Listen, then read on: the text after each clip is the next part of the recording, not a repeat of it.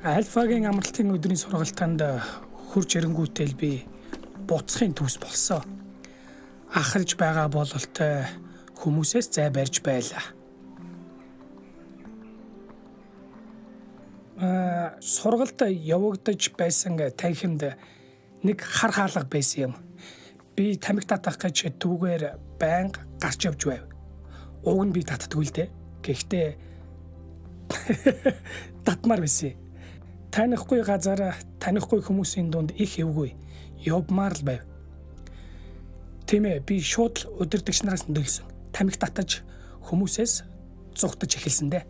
Манай бүлгийн ахлагч өндөр нуруутай маш сайн залуу байсан. Бид одоо ч найзууд гэвэрэ. Гэхдээ тэр үед би түүнийг сайн таньдаггүй байсан. Хагас сайны өглөө тэр надад дээр ирээд би чиний төлөө залбирч болох уу гэлээ. Би өгүүлсэн.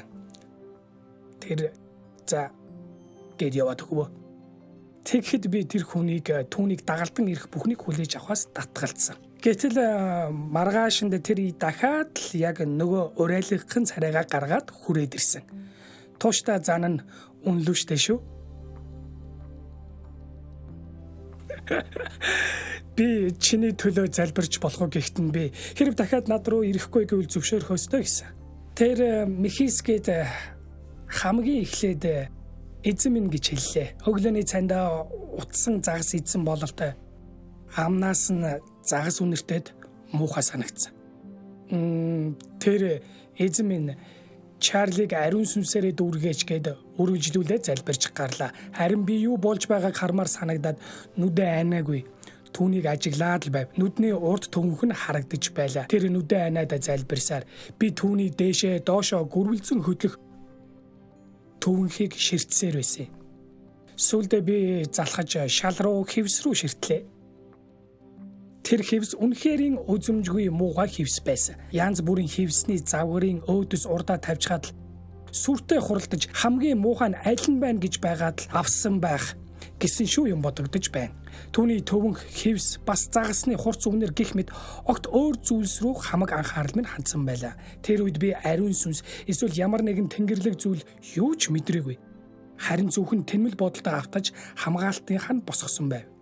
Юутач тэр амен гэж хэлэхдээ би амен гэж бушуугал хэлсэн юм дах. Йоо ашгүй минь гэж гээд тэр инээмсэглснээ сэтгэл хансан шинжтэй хамраараа урд гихч нь амьсгал авахад ашгүй түүний сэтгэл ханжтай гэж бодон миний санаа чамрав. Тэр өөр хүмүүс рүү явж би ганцаараа үлдээд юм бодож байхад сэтгэлийн минь гүнд үнэхэрийн их амар тайван мэдрэгдэж байгааг анзаарлаа. Хачин чихтэй юм болсонгүйд сэтгэл минь тайвширсан юм уу? Бурхан надад амар амгалан өгсөн юм уу? Яагаад ч юм сэтгэл нэг их уужрах шиг хитрхи гэмээр тайван амгалан болсон. Би гараа ингэртэй зөрүүлээд цуглааныг дуустал ажиглахдаа өөрийн ирэхгүй инээмсэглэж байлаа. Анх ийм л юм болсон. Эхэндээ би хачин юм бодоод байсан ч эцэстээ амар амгалан мэдрэгдсэн.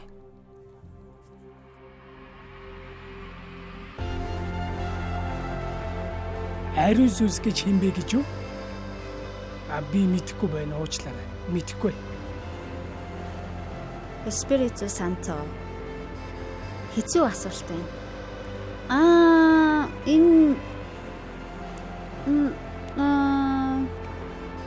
Бурхан, Есүс, ариун сүнс, эдчин гурвал. Тэнгэрэл ч юм уу? Мэдэхгүй. Бурхан штэ. Ариун сүнс хүн бүрт өөр байдаг гэж бодож байна. Ухамсар юм шүү. Надад би нэг их мэдэхгүй юм аа. Ариун сүнс гэж болохыг би мэдэхгүй.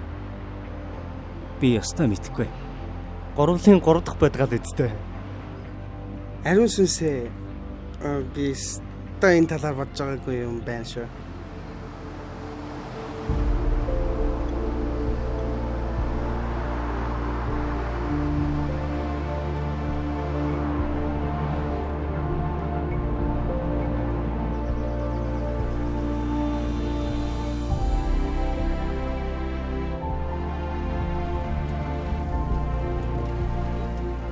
Өнөө бидний хүрсэн технологийн асар их дэвшил байгаль дэлхийг юугаарч гүйцэхгүй. Байгаль гэдэг амьдралыг тэтгэгч бишрэм сайхан. Би багада ариун сүнсний тухай нэг их сонсож байсангүй.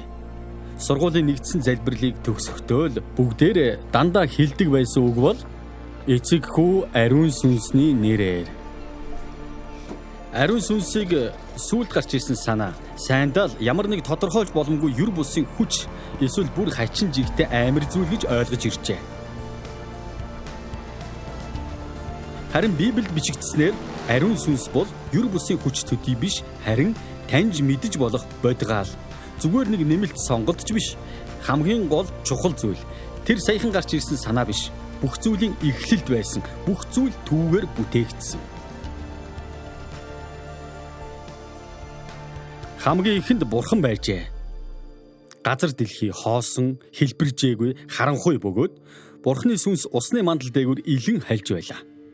Бурхан гэрэл бий болтугай гэж айлдав. Өдөр болоод шөнө боллоо. Өдөр бүр шинэ бүтээлүүд төрж байлаа. Өргөн далай, уудам огторгүй, үржил өсөлт дүүрэн ногоон газар. Бурханы сүнс, бүтээгч сүнс учир замбраагүй зүйлээс сансар огторгүйг, эмх цэгцгүүгээс эмх цэгцийг, үүмэн бужигнаанаас эв найрлыг, хэлбэргүүгээс үдсгэлэнт сайхныг бүтээв. Сансар хорвоо, огторгуун орчил, нар сар оддыг, сэлдэг, нисдэг, хөлөгдөг бүхий л хэлбэр, хэмжээтэй амьдтыг бүтээв. Дараа нь эрэхтэй, эмэгтэй хүнийг бурхан өөрийнхөө төрхөөр бүтээж амин амьсгалыг өгчээ. Газар дэлхий дээр өөрийн ажлыг гүйцэлгэх гэж сонгосон хүмүүстэй тодорхой орон цаг, зорилгын төлөө өдөртөн чиглүүлэх сүнсээ бурхан илгээв. Безалел гэдэг хүн дээр сүнсээ илгээж, үнэт металлаар урлан эрдний жолоог засаж эзэнд өргөө барих ур чадвар бэлэг авьяасыг өгчээ. Зүрх зориг муутай сул дорой Гидеон дээр бурхны сүнс ирснээр эрэлхэх хүчит дайчин болж бурхны ард түмнийг аварсан. Самсон дайсандаа баригдсан түүнд бурхан сүнсээ илгээж хүлсэн олсыг тасар татах юр бусын хүчтийнхээ хайрлсан. Эзний сүнс түүний дээр хүчтэйгэр бууж ирсэнд түүний гарыг хүлсэн олос галд шатсан майлангийн утас мэт болж түүний хүлээсүүд гараас нь сулран унав.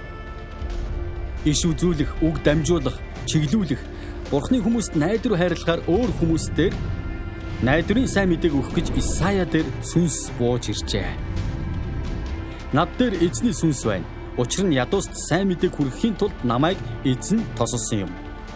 Шаналсан зүрхтэйг нь эдгэн олзлогдогсдод эрх чөлөөг тунхаглаж хүлээсдэг хүмүүсийг чөлөөлөхийн тулд тэр намайг илгээсэн. Эзекиэл дээр би та нарт шин зүрхийг өгч та нарын дотор шин сүнсийг өгнө. Би бие махбодоос чинь чулуун зүрхийг зайлуулж та нарт махан зүрхийг өгнө.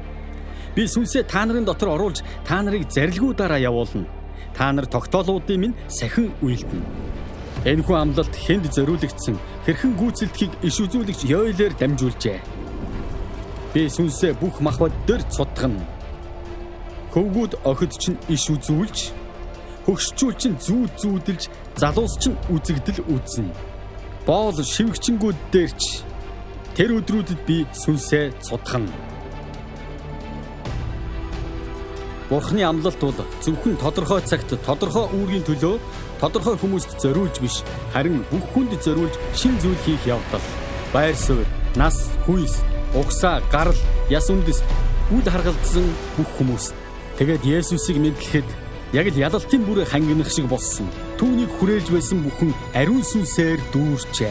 Есүсийн их Мария, Мариягийн садан Элизабет, баптистч Йохан, тэгээд Есүс баптизм хүртэх үед ариун сүнс түүн дээр тагтаа мэт бит хэлбэрээр буун иртэл тэр ариун сүнсээр дүүрч зааж эхлэв. Өвчтөй гэдгэн олзлогдогсдод эрх чөлөөг тунхаглаж шаналсан зүрхтэйг нь эдгээв. Ийхүү хуучин гэрээнд бодитоор болж байсан зүйлс шинэ гэрээнд сүнслэг арга замаар хийгдэх болсон.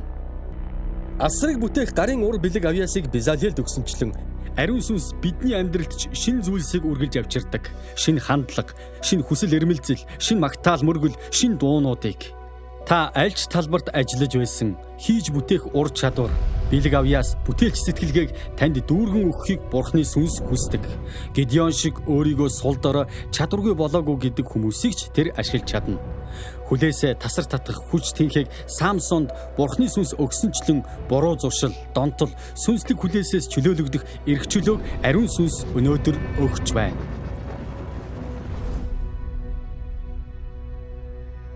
Зөвлөгч, туслагч, бэлэг авьяас хайрлагч, чиглүүлэгч.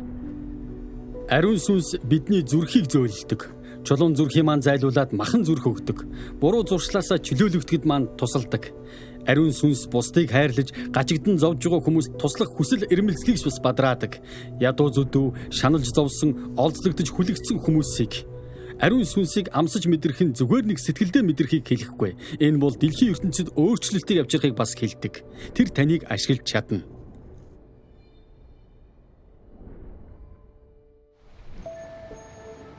Хорин настай Джеки Боллинжер хамгийн хямдхан завь олж суугаад маш олон улс орнуудаар дайран өнгөрөхдөө яг хаан завнасаа буух ёстойгоо асуун залбирсаар явсан гэдэг. Хятадд соёлын хувьсгал эд өрнсөн 1966 онд Хонконгод тэр иржээ. Хонконгийн хилээр цагаачдын давлгаа үерлэн буух гэж байсан үе. Хэрэм тот гих жижигхэн боловч хүн амын нягтрал өндөртөө хууль дүрм үйлчилдэггүй тэр газарт хүмүүс асар олноороо цуглаж байлаа. Джеки Боллинжер тэнд бараг хагас зууныг илээхдээ биеэ үнэлэгч, хар тамхинд донтогч, дээрмийн бүлгийнхэнд хүрч ажиллажээ. Англид буцаж ирээд сүмдэр үг хэлэхдээ Бурхан биднийг зөөлөн зүрх сэтгэлтэй, хатуу чанга хөлтөө байгаасаа гэж хүсдэг. Гэтэл олонх маань хатуу зүрхтэй зөөлөн хөлтөөд асуудал оршдог гэжээ. Миний бодлоор зөөлөн зүрх гэдэг нь яаж тайлбарлахаа мэдэхгүй юм. Ер нь зөөлөн болохын тулд таны зүрх сэтгэл хугарч нугарах хэрэгтэй байх. Тэр цагт л энэ хорвоо дээрх цор ганц хүн байсан ч Бурхны хүүд таны л төлөө амиа өгөх ээжтэй гэдгийг ухаарна. Тэгж байж л бусдыг хайрлахын төлөө хатуу явах хөлтөө болно. Төвчээртэйгээр хайрлах.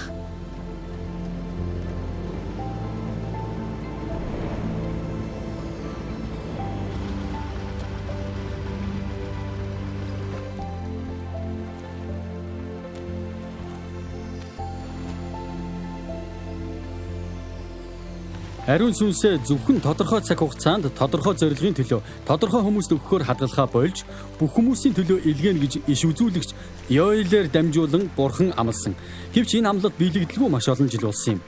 Харин Есүсийн мэдлэгтэй зэрэгцээд ариун сүнсний үйл ажил идэвхжсэн. Есүсийг мэдлэх үед байсан хүмүүс бүгд ариун сүнсээр дүүрч байлаа. Есүсийн их Мариад Тэнгэр элч айлдахдаа ариун сүнс чам дээр ирж хамгийн дээдийн хүч чамайг бүрхэн.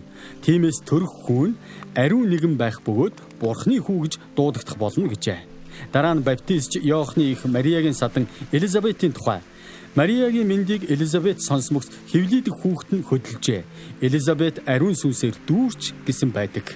Баптистч Иохан бол ариун сүнсийг анх Есүстэй холбож ярьсан хүн билээ. Иохан бүгдэд би та нарт усаар баптизм хүртээдэг. Харин надаас илүү хүчрхэг нэгэн ирж байна. Би түүний шаахын үдээсийг ч тайлах үн хүндэггүй. Тэр та нарт ариун сүнс хийгээд галаар баптизм хүртээнэ гэж айлдав. Баптизм хүртээх гэдэг үгний утга нь живүүлэх, дүрэх, булхах, усанд хийж дэвтээх юм. Ариун сүнс чухам үүнийг л хүсдэг. Биднийг түүний дотор булхаж, түүгээр дүүрээсэй гэж. Заримдаа би яг л хуурай бамбалзуур болчихсон юм шиг санагддаг. Яг л нөгөө усанд хийхлээр ерөөсөө шингээж авдаггүй тийм нягт гадуура хатуу бүрхүүлтэй юм шиг.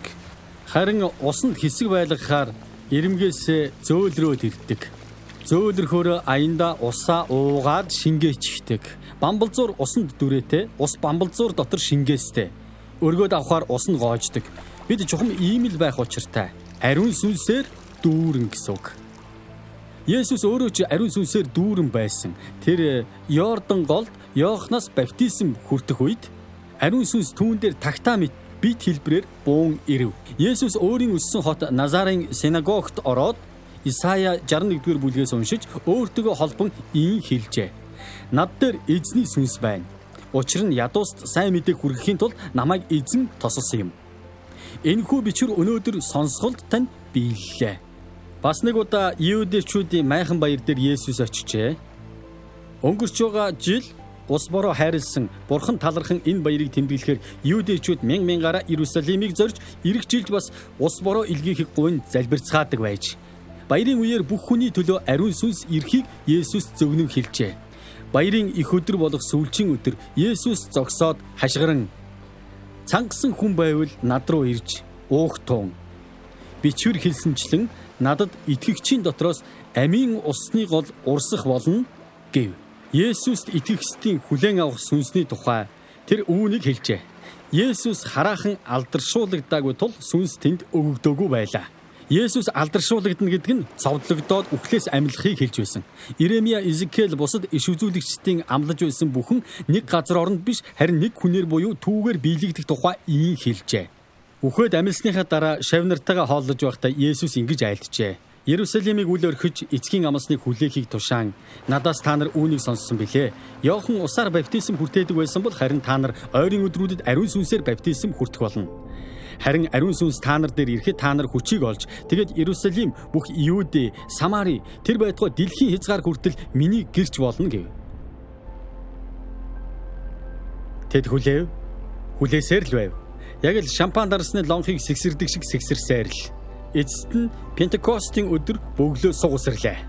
Хүчит хууль салхимэт чимээ тэнгэрээс гинт гарч тэдний сууж байсан байр бүхэлдээ үүнд автжээ. Тэгтэл галын хэмэд хуваагдсан хэлүүд бий болон хүн нэг бүр дээр буу. Ийхүү тэд бүгд ариун сүнсээр дүүрч мөнөөх сүнсээр дамжуулан өгөгдсөнийг харь хэлээр ярьж эхлэв. Ер бусын гайхалтай зүйл тохиолдов. Хүмүүс тайлбарлаж чадахгүй байлаа. Эд хэтрүүлээд уучрал цогтчихжээ гэж өөрсдийнхөө тайлбарлах гэв. Гэтэл Петр босоод юу болоод байгааг би хэлээд өгье. Эд согтуу бишээ. Өглөөний 9 цаг л болж байна шүү дээ. Энэ хүмүүс ариун сүнсээр дүүрч байна гэжээ. Энэ тухай хуучин гэрээнд иш үзүүлсэн байдаг бөгөөд иш үзүүлэгч Йолиас Петр иш татан Бурхан айлдахдаа эцсийн өдрүүдэд би сүнсээ бүх махбод дээр цутгана гэсэн байдаг гэжээ. Тэгээд энэ бол та нарын төлөө юм а гэсэн бүр гайхалтай мэдээг тунхаглажээ. Гэмшиг тун хүн бүр Есүс Христийн нэрээр баптизм хүртэцгээ. Ингэснээр та нарын нүгэл уучлагдаж бас та нар ариун сүнсний бэлгийг авах болно. Учир нь уг амлалт та нар болон та нарын хүүхдүүдийг төдийгүй бас алсад байх бүгдийг бөгөөд манай Бурхан эзнэр дуудагдсан болгоных үлээ. Эцгийн амлалт бол амийн амлалт. Үнснээс үдсгэлэнт сайхныг босгох, эвийн, бүтээлч байдлын шин болох, хүчийг өгөх, эрх чөлөө, энэрл, тосолгоо, амийн усыг өгөх амлалт билээ. Тодорхой цагт, тодорхой зорилгын төлөө, тодорхой хүмүүс дээр ирдэг байсан ариун сүнсний бэлэг нь одоо танд зориулогджээ. Пап 2 дугаар Иохан Паул ариун сүнс ирэхдээ хизээд гайхалтайгаар ажилдаг, багтам шин зүйлсийг гаргаж ирдэг, хүмүүсийг түүхийг эрс шинчилдэг гэжээ. Өсвөр насндаа би Дэв гэдэг амттайгаа Христэд итгэгч хүүхдүүдэд зориулсан 7 хоногийн сугларалтад явсан юм. Тэнд хүүхдүүдийг насны ангиллаар 2 бүлэгт хуваалаа. Мэдээж зүлгэн дээр тойрч суугаад Бурхны тухай, үерхэл, огтын тухай ярьдаг ахлах насныхны бүлэгт орвол тун дог санагдсан л да. Гэтэл бид ангид суугаад хуучин гэрээнд гардаг түүхийн зураг бодно. Ёстой уйтгартай. Сүүлчийн орой боллоо. Би Дэвийг хайгаад олсонгүй.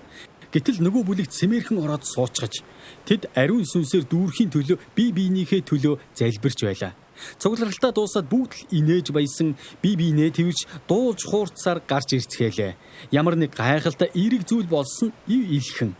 Ийм сайхан зүйлээс хоцорсондоо би цухалдаад барсангүй. Тэгэхэд дайран дээр нь давс гихчээр надад таалагддаг охин надтай хөдөлцгөөс татгалзчихад байсан юм л та. Ямар ч байсан нэг хүүхэд намайг анзаараад дажгүй үздэй гэж асуув. Соёлтой Британи хүний ёсоор би ч зүгээрээ баярлалаа гэлээ. Чиний төлөө залбирч өгч болох уу гэж байна. Тэгэлдээ болно. Тэгээд тэр тун энгийн залбирсан юм. Та Тобиг хайрладагт баярлалаа эзэн. Түүнийг ариун сүнсээрээ дүүргээж баяр баясгалан амар тайвнаа өгөөч гэсэн юм. Бараг л тэр даруйда миний бие цогцос тэр чигээр хайраар дүүрэх шиг болов. Бурхны хайраар хүлээх тусам хайр баяр хөөр улам нэмэгдэж өөрийн ирэхгүй инээж байлаа. Тэгснээ би чангаар инээн хөхөрч гарлаа. Үүнийг би ганцхан л ингэж тайлбарлаж чадна. Бурхан надад хайртай юм байна гэж анх удаа мэдэрсэн минь тэр байж. Ямар сайхан байсан гэж хөөр баяраар халигсан би хувцастай тэр чигээрээ усан сан руу үсэрч гисэн. Би 1980-аад онд коммунист зурталтай Унгар улсад төрсөн. Тэр үед итгэл үнэмшлийг юу гэж үздэг байв гэвлөө? Албан газарч сургууль дээрч айл өрхөдч гэсэн энэ тухай яриа юусоо болдгоо байсан юм. Шашин шүтлэгт авцсан хүмүүс бол учраа мэдхээ байсан, боловсралгүй ч юм уу зүгээр л тийм чухантай хүмүүс биш гэсэн ойлголттойгоор би өссөн л дөө. 20 гараад би англи руу нүүсэн юм. Нэг нэм гарагт найзтайгаа кофе ууж сайхан ярьж хөрлөө. Салах цаг болоход би цуглаандаа явлаа. Чи цуг явах уу гэж тэр асуусан. Би явъя гэж бодоогүй л дээ. Гэхдээ за яах вэ? Өөр хийх юм байхгүй юм чинь яваад үзье. Таалагдахгүй бол гараал ирнэ гэж дотроо шийдсэн. Тэр орой номлол заасан хүн надад ерөөсөө учраа олохоо байсан. Боловсралгүй санагдаагүй гайхаж төрсөн. Харин ч бүр утга учиртай юм яриад байсан. Сонин санагдлаа. Харин цуглаан дуусгаад үүнтэй холбоотой асуулт танд байгаа бол альфад хамрагдаарай гэж зарласан юм. Тэгээд альфа руу очлоо. Хичээл яриаг сонсож үүнийхээ талаар жижиг бүлгээрээ ярилцлаа. Би ч ам хэлээ суугалчих гээд хамгийн ирээгүй аашилсан нь гэдгээ хэлэх ёстой байх л да. Би ёстой түрэмгийн хандлага гаргаж байсан. Миний сэтгэлд үнэхээр хүрсэн зүйл юу вэ гэвэл тэр хүмүүс надад маш төвчээртэй, хайраар хандаж бүх асуултад минь хариулсан. Би чуулганд буцаж утсан. Гэхдээ тэр орой нэг л өөр байсан. Номлол, залбирал, бүр дуун хүртэл яг надад зориулагдсан юм шиг санагдаж байлаа. Цуглаан дуусахад пастор нь сэтгэлдээ цөхрөл тээж яваа нэг хүн энд байх шиг байна гэлээ. Намайг хэлж байгааг нь би шууд л мэдсэн. Яагаад гэвэл би цөхрөл гээчийг маш удаан тээж явсан юм. Гэхдээ би яагаад ч урд гарахгүй байсан л да. Тэр хүн энэ залбирлыг сэтгэл зүрхэндээ дагаад хэлээрэ гэж пастор хэлсэн. Тэгэлдээ яагаад үгүй гэж би нүдэ анж Есүсээ та үнэхээр л байдсан бол миний амьдралд орж ирээч гэсэн. Яг тэр мөчөд Магдалинхан ямар ч хүлээс гинжиг таслах хүч Есүсийн нэрд би гэсэн дууны мөрийг давтан дуулсан юм. Сэтгэл дотор нэг юм огшоод л явчихсан. Зүрхэн тушаа халуун оргих шиг, сэтгэл зүрх минь эдгэрч бүтэн болох шиг. Би хүмүүсийн дэргэд уйлж үзээгүй ч ихэр талтахаа болж чадахгүй байсан. Үнэн дээр ичих ухаан сөхөөч байгаагүй. Найз минь ирээд миний төлөө залбирч өгсөн. Тэгэхэд би мэдээгүй л дээ. Харин тэр үед ариун сүнс намайг дүүргсэн байжээ гэдгийг одоо би сайн мэд. Ийхүү хүн бүрийн амьдралд янз бүрээр ирдэг. Гэхдээ эцгийн амлалт үнэхээр гайхалтай. Ариун сүнсний бэлэг бол тодорхой цагт тодорхой зорилгын төлөө тодорхой хүмүүст өгөгддөг байснаа болоод одоо бүх хүнд зориулагдсан.